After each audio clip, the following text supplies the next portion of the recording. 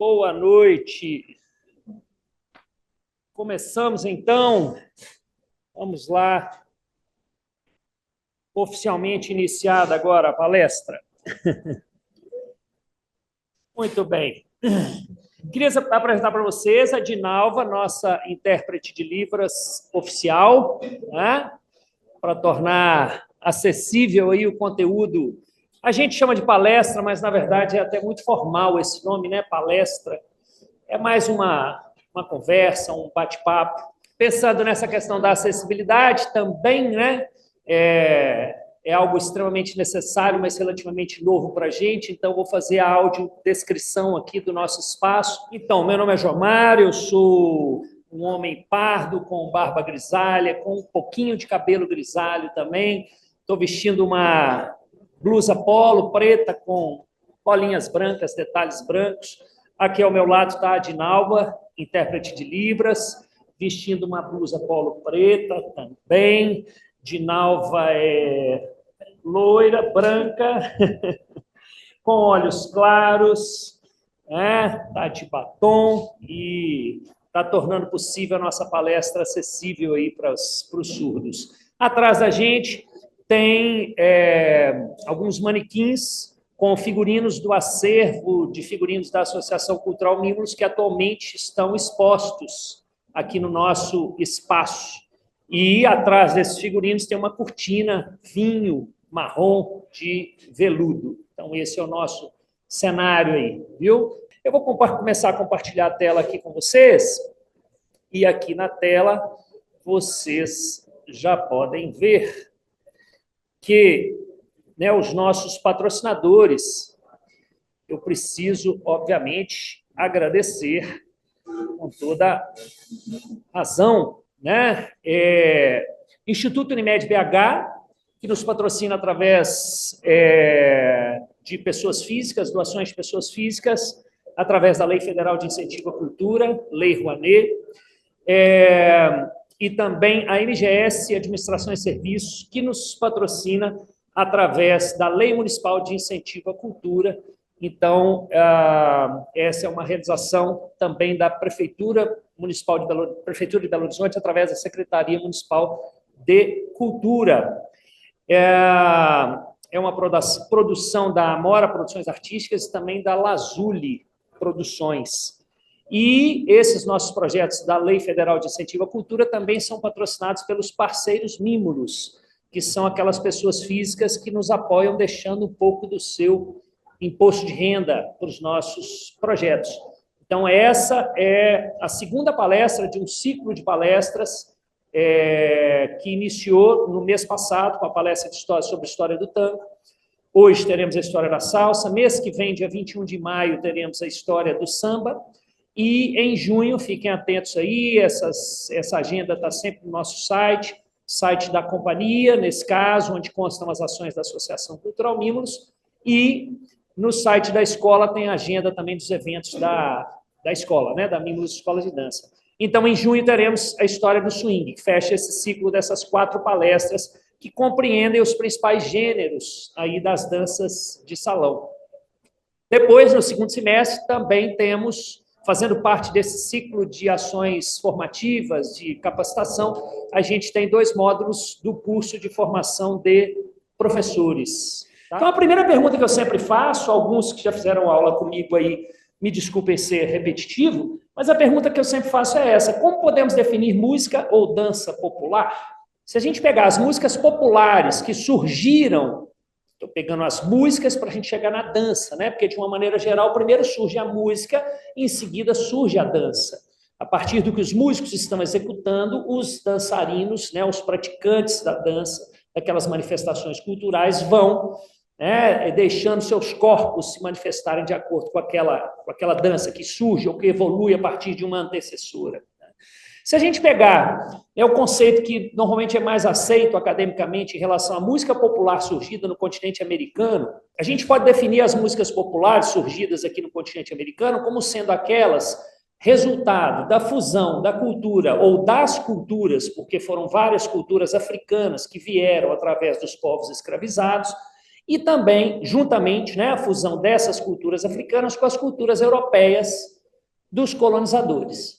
Então, quando se juntaram, e aí a gente vai estudar um pouco isso no início, né, se juntaram nos diferentes pontos do continente americano, os europeus colonizadores e os africanos escravizados, diferentes culturas africanas, diferentes culturas europeias, nos países do Caribe surgiram uma infinidade de músicas e danças populares, nos Estados Unidos a mesma coisa, né? No Brasil a mesma coisa, é o caso do samba, é o caso de outros gêneros da cultura popular brasileira, e é a mesma coisa quem esteve aqui no ano passado também em relação ao tango, na Argentina ou em outros, né, Uruguai, no estuário do Rio da Prata, mais precisamente. Né? Só que foram músicas e danças que foram evoluindo de maneiras muito diversas, muito diferentes e muito ricas, por diversos motivos, diversas singularidades que tinham em cada um desses locais e também por causa das diversas culturas, que não foram as mesmas culturas africanas e europeias nesses diferentes pontos.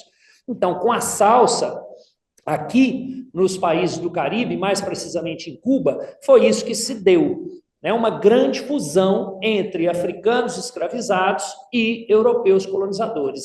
Teve os indígenas também, sim, mas com uma participação muito pequena, porque eles foram em Cuba, inclusive, por volta de 1650, vocês vão ver, eles já eram extintos, já foram totalmente dizimados, infelizmente, então tiveram uma participação muito pequena. Se a gente pegar os mais diversos gêneros de danças de salão, e aí eu estou falando dos gêneros brasileiros, norte-americanos, caribenhos e da região, né, portuária da Argentina, do tango, todos eles surgiram nos portos. E no caso de Cuba, isso foi mais essa questão do porto como sendo um berço para essas culturas populares, a gente vai entender por quê. Em Cuba, isso foi mais propício ainda, porque Cuba era considerado um porto muito importante nesse período das grandes navegações e posteriormente também. Era um porto que tinha uma tecnologia na época de manutenção das caravelas, dos barcos, etc. Então, ali era uma passagem e também com uma importância comercial muito grande. Ou seja, ali, no porto, nos portos de Cuba, transitavam muitas culturas distintas, não somente aqueles que estavam chegando, sendo escravizados, aqueles imigrantes, mas também outras culturas que passavam por ali, por questões comerciais ou de manutenção nos barcos, etc. Né?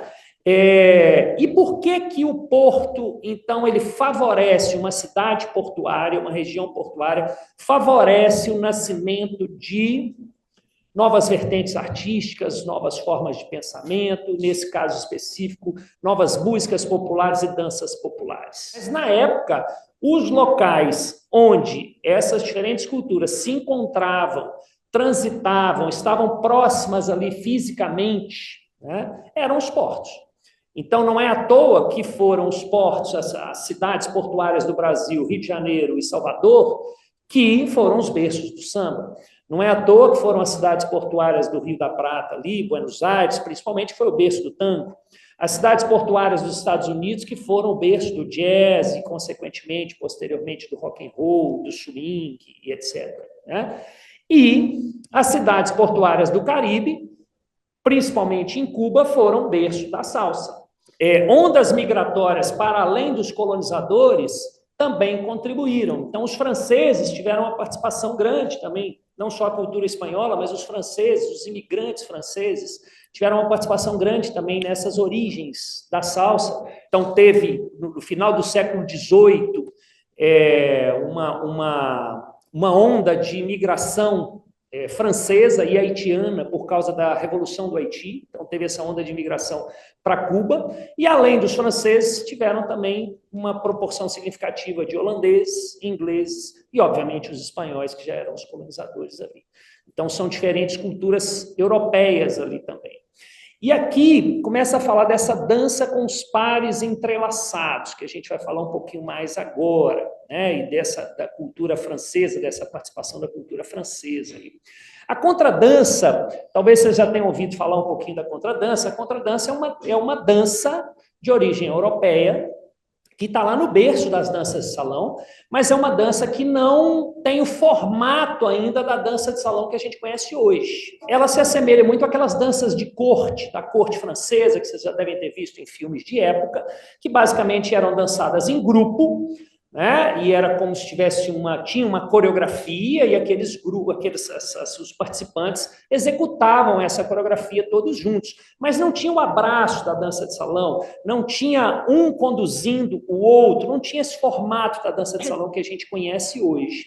A contradança, ela chega, então, em Cuba, através dos franceses, principalmente, mas também com a participação dos ingleses. Antes de ocorrer a real fusão, a miscigenação mais forte ali, cultural, entre os africanos escravizados e os europeus, imigrantes ou colonizadores, a contradança já começou a sofrer uma influência dos africanos escravizados, tanto na música quanto na forma de se dançar. Então, já começou a ter uma influência ali, um dedinho ali das culturas africanas, dessa dança essencialmente europeia. A valsa, a mesma coisa, tá?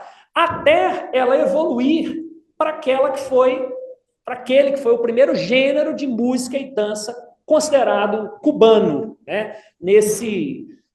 Nessa árvore genealógica da salsa, que é o dançom.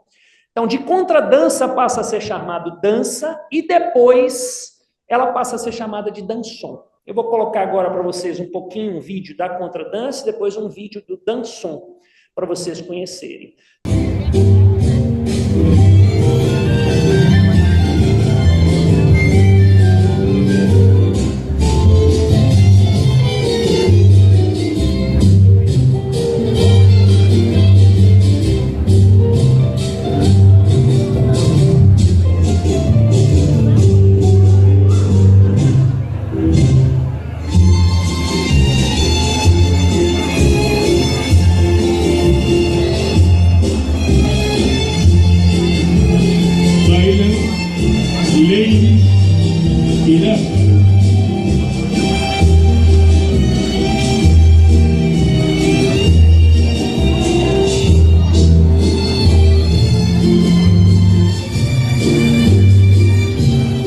Começam a surgir, além do dançom, outros gêneros de música cubana que fizeram parte desse grande caldeirão da salsa. A salsa ela tem uma peculiaridade, que vocês vão ver daqui a pouco, que ela surge como uma música e uma dança que, na verdade, é uma mistura de um monte de outras músicas e danças. Ela carrega passos e carrega elementos musicais de um monte de outras músicas e danças, desse caldeirão de músicas e danças cubanas e caribenhas. Quando eu estive em Cuba, uma das coisas que eu mais fiquei impressionado foi não somente com a quantidade, né? Porque aqui, por exemplo, você vai, sei lá, você vai numa roda de samba, você vai num baile de samba, você vai num forró, né? Beleza, você vai num forró é até um pouquinho mais... não, no samba também, né? Você vai escutar samba, quando muito você vai diferenciar ali, isso é um partido alto, isso é um samba enredo, isso é um samba-canção, né? No forró você vai, isso é um shot, isso é um baião. Em Cuba, se você vai num lugar onde toca música, você vai dançar, você vai ter ali, sei lá, no mínimo uns 15, 20 gêneros de música sendo tocados e os leigos vão falar, não, é tudo a mesma coisa, isso é salsa. E é por isso, inclusive, que surge esse nome salsa, porque os estrangeiros não conseguiam identificar o que era cada um daqueles gêneros de música e de dança, e vamos chamar isso tudo de salsa. Depois a gente vai ver que não é somente isso, mas vamos chamar isso tudo de salsa, que é mais fácil, né? Mas depois a gente vai entender isso um pouco melhor. Mas, inclusive, nos discos, né, na época que eu tive lá, tinha LP ainda, enfim, tem muito tempo já, era muito interessante, porque você via nos discos, nos CDs, nos LPs, nos CDs, você tinha não somente como tem aqui o nome da música e o nome do compositor, do autor, mas você tinha também o nome do gênero de música. Então, você tinha lá o nome do compositor, o nome do autor, você tinha lá guaracha, aí você tinha lá guaguancô, aí você tinha lá guarrira, né? Mas em nenhum tinha salsa. Guardem isso. Sempre eram outras coisas, som, tchá-tchá-tchá. E aí depois, mais para frente, a gente vai entender por que nenhum tinha salsa, tá? Guardem essa questão. E aí, às vezes, eu chegava para o cubano e falava assim, vem cá, o que está tocando? Aí ele falava, isso é uma guaracha. Eu falava, e antes estava tocando o quê? Antes era uma guarira. Esses dois até têm uma diferença maior. Podia ter pegado outro exemplo. Eles vão falar, mas qual que é a diferença? Porque eu não tinha a mínima, né? E ele fala, não, a diferença é porque tem isso assim, ó, escutou? E eu olhava e falava, não. Mas para eles isso tudo é muito claro. Mas quando a gente começa a estudar isso vai ficando claro também, e aí é lindo, é maravilhoso, quando você começa a perceber essas diferenças. Mas então, assim, a gente pega aqui uma classificação, depois a gente vai ver outra, inclusive, desses 5 principais gêneros, né? O som, a gente vai falar mais dele depois, o som cubano seria, eu consideraria, a primeira música e dança cubana que se assemelha ao formato da salsa que a gente conhece hoje, que a gente dança hoje. O dançom, vocês viram que é bem distante, né? A maneira de se dançar, os passos e até mesmo a música. O som, não. O som ele é muito importante nesse caldeirão porque ele é o primeiro gênero que se assemelha, que já traz todas as características da salsa que a gente conhece hoje. Tá? A rumba ela também tem uma importância muito grande porque ela traz muito da cultura africana. Tem a canção que eu fiz questão de colocar aqui porque dentro desse gênero canção vem o bolero. Né? Então, o bolero, só abrindo um parêntese aqui, porque o foco hoje é a salsa, mas o bolero ele tem como berço Cuba também. Só que depois ele foi muito desenvolvido no México. Muitos cantores e compositores de bolero mexicanos fizeram muito sucesso. E aqui no Brasil, principalmente, a gente conhece, principalmente são os boleros mexicanos. Então, tem muita gente que acha que o bolero é mexicano, mas na verdade o bolero tem a origem cubana também. Né? E o ponto guarriro são essas músicas cubanas mais campesinas, ou seja, que não são tão urbanas, digamos assim, mas que com certeza vocês vão conhecer uma delas, que é um dos grandes exemplos, que é Guantanameira. Eu vou colocar um pouquinho, uns 2 exemplos aqui, 2 vídeos de rumba para vocês. Uma coisa legal de citar, naquele vídeo do dançom, que eu coloquei para vocês antes, e eu acho que um dos vídeos de rumba e outros mais que eu vou passar mais para frente, eles foram filmados no Conjunto Folclórico Nacional de Cuba. Se alguns de vocês já estiveram em Havana ou tiverem a chance de ir a Havana, não deixem de visitar o Conjunto Folclórico Nacional de Cuba. E eles têm até hoje um evento que acontece, pelo menos na época que eu fui, acontecia uma vez por mês, que é o Sábado de la Rumba. Nesse sentido, que não é rumba, Sábado de la Rumba, eles fazem lá o quê? Uma rumba, né? Uma festa. Só que, né, essa festa que acontece no sábado à tarde lá, eles apresentam, tem várias apresentações de dança e de música, e, pelo menos na época que eu fui, era maravilhoso, porque é uma apresentação quase que didática, eles passam por toda a história de Cuba. Então, eles apresentam a contradança, depois eles apresentam o dançom, depois eles apresentam o som, e vão apresentando a rumba, etc., até chegar no cassino, que é a salsa, a roda de cassino, e etc. Então, é algo assim que eu até arrepio de lembrar. Então, vocês vão ver que é um lugar muito simples, não sei se vocês separaram ali no dançom, é como se fosse um quintal de um casarão, e ali eles fazem essa apresentação. Então, eu fiz questão de pegar alguns desses vídeos, a maior parte que eu pude, eu peguei do Conjunto Folclórico Nacional de Cuba, lá em Havana. Então, vou colocar aqui da rumba.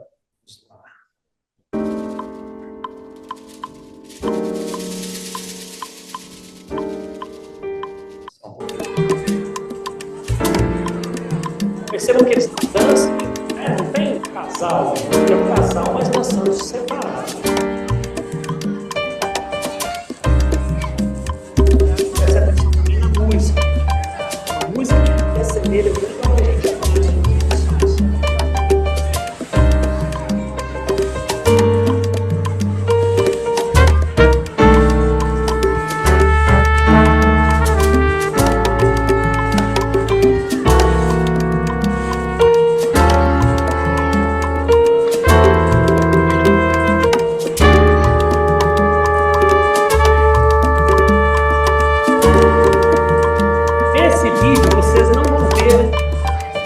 o vacunal, ou seja, ele tentando vacuná-la. Depois eu vou explicar por quê. No vídeo seguinte, vocês vão ver, eu vou mostrar para vocês o que é o vacunal.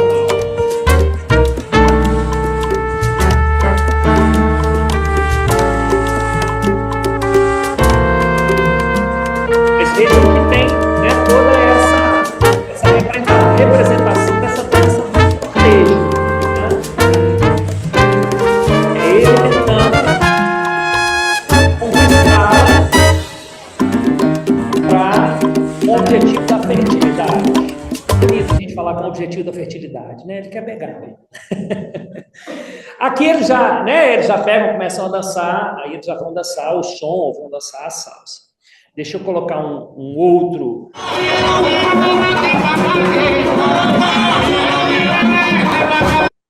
Então vocês vão ver que o homem ele dança com um lencinho na mão, que é o chamado pañuelo.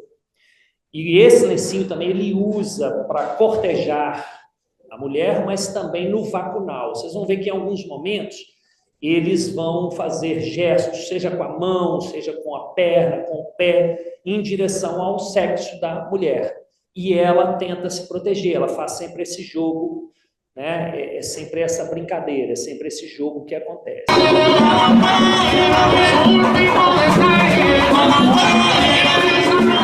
Sobre a diferença da música, eu vou mostrar para vocês.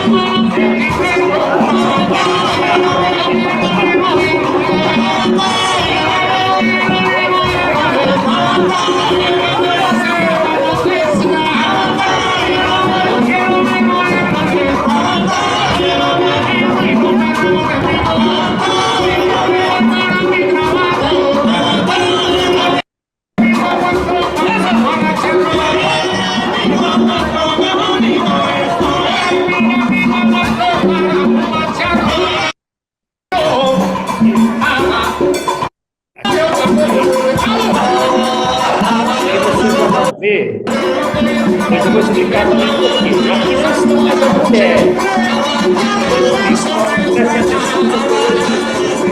Aqui não são os homens. As mulheres estão ali no fundo.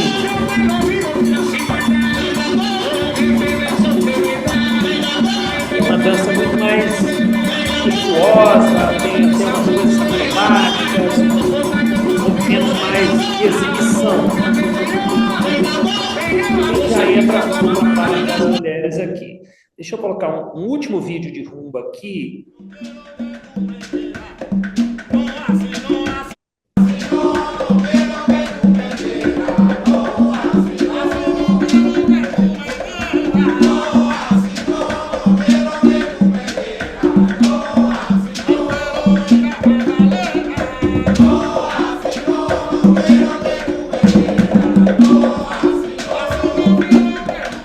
Viram o que ele fez agora?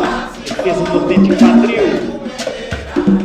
E ela vai virando, de costas, relação para a mulher, tudo essa brincadeira. Ó, com o paninho e ela virou de costas. Vocês viram?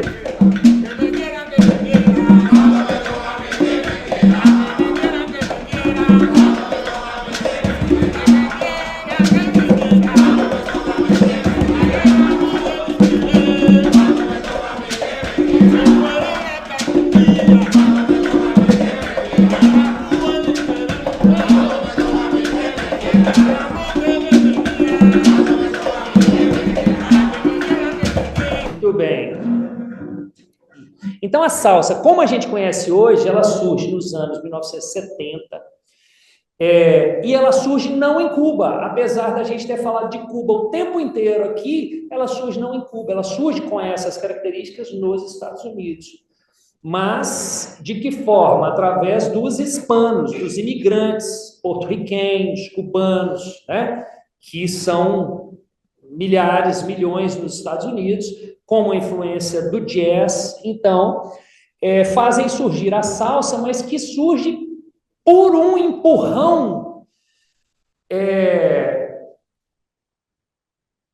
do quê? Da indústria fonográfica com objetivos comerciais, né?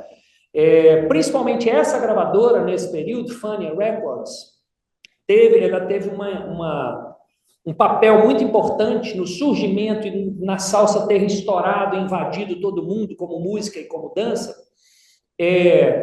porque eles, né, os norte-americanos, com essa visão, né, de negócio, enxergaram na salsa um potencial enorme de geração de lucro e começaram a investir, então, pesadamente nesses músicos, uma série de músicos maravilhosos nesse período, principalmente em Nova York, e foram lançados álbuns que fizeram sucesso, estouraram no mundo inteiro, e esse pessoal viajou o mundo inteiro fazendo shows que eram coisas, né, inimagináveis em termos de quantidade de público e de sucesso que eles faziam, né?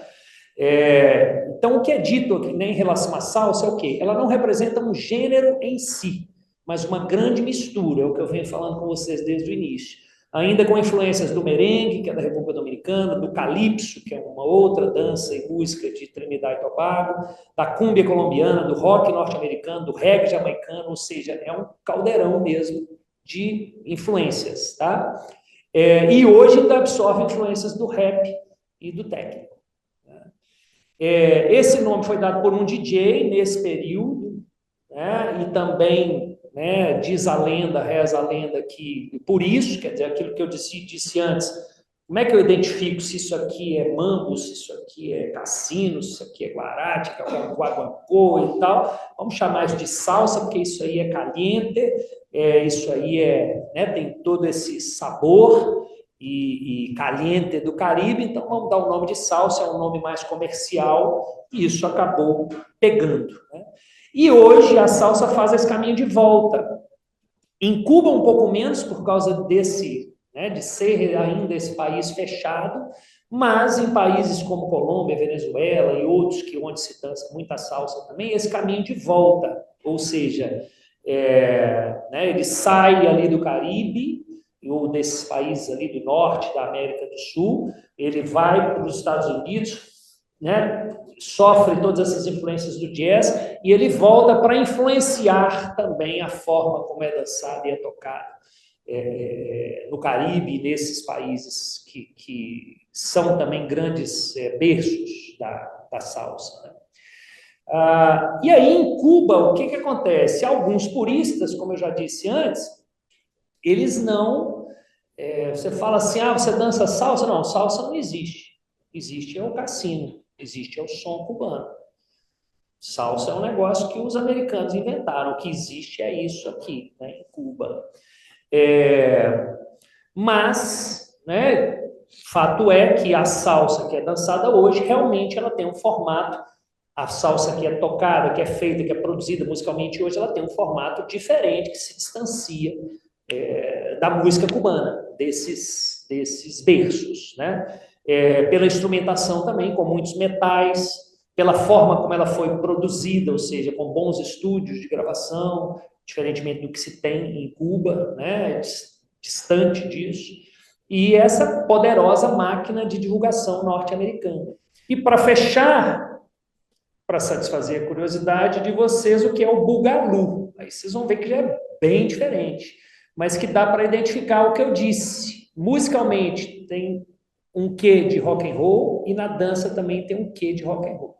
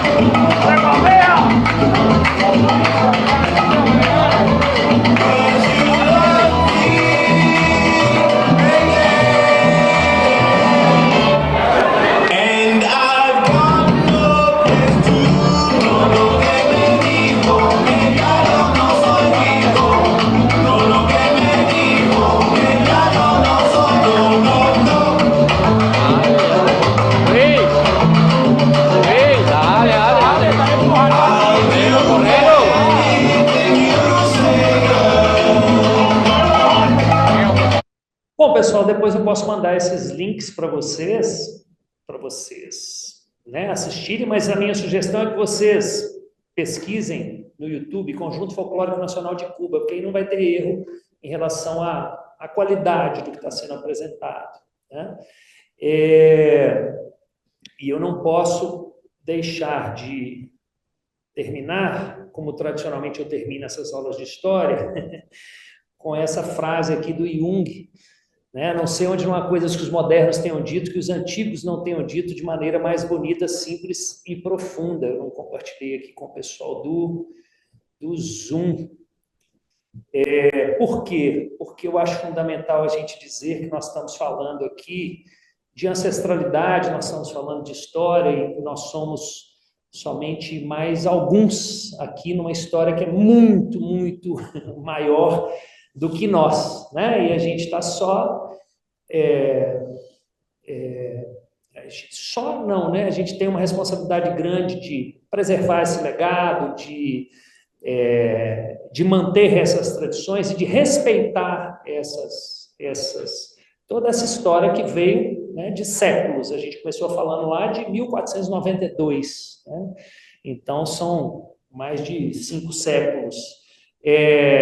Mas eu digo isso também para chamar a atenção das pessoas para o seguinte: alguns anos atrás, quando eu dava esse tipo de aula, eu falava que a gente estava vivendo os últimos anos em que a gente podia obter esse conhecimento dos protagonistas dessa história, ou seja, de pessoas que viveram esse período de surgimento da salsa, de pessoas que ajudaram a criar a salsa.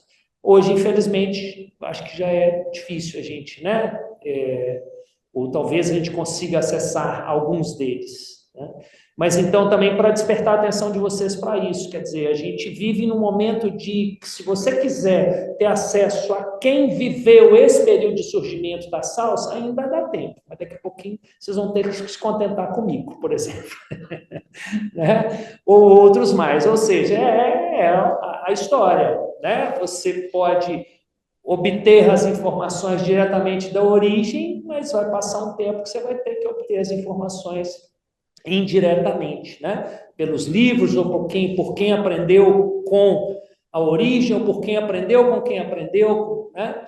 E que, por isso, também essa nossa responsabilidade de preservar isso, né? De manter essa história, essas tradições, e ter essa humildade de saber que somos somente um a mais, dois a mais. Aqui não estamos reinventando a roda também, né? Quando às vezes a gente faz um passo, que a gente fala, nó, inventei um negócio aqui, que sensacional. E a gente tem que lembrar que, na verdade, a gente não inventou nada. Muita gente já fez aquilo lá muito melhor do que a gente. Pode ser que a gente até tenha descoberto um jeito um pouquinho diferente de fazer aquilo, né?